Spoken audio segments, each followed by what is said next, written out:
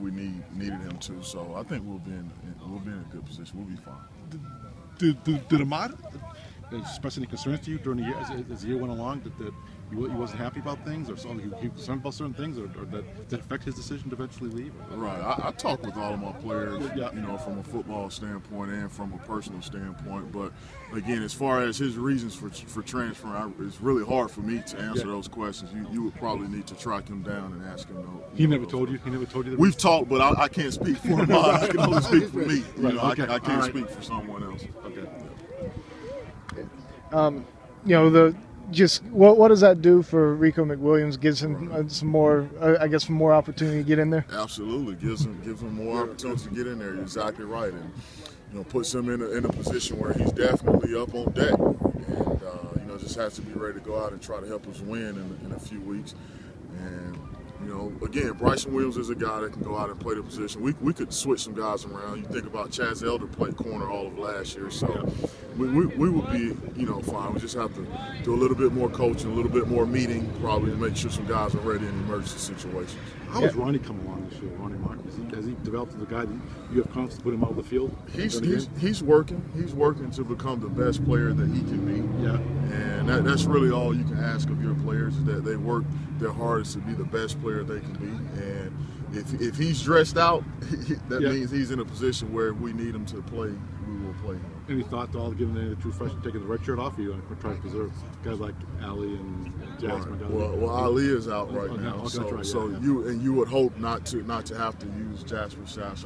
Again, I believe we'll be fine. We have enough guys that are knowledgeable of the defense that can go out and help us win, you know, in a few weeks. Obviously, Wisconsin's running game gets a lot of the attention, but they get pretty good wide receiver, I guess. They do. Caught a bunch of passes. I guess he's all Big Ten receiver and really good player. I don't know his name, but he wears number 4, and he has good length, and is a really good player. They have a tight end. I think he wears 46. I think, that plays in the slot sometimes, and he's a good player. They have a return man that's really fast, wears a single digit. So Wisconsin is a very good football team, and they don't just run the ball; they'll throw it as well. So we'll have to practice well and go out and execute our assignments. Is their speed underrated?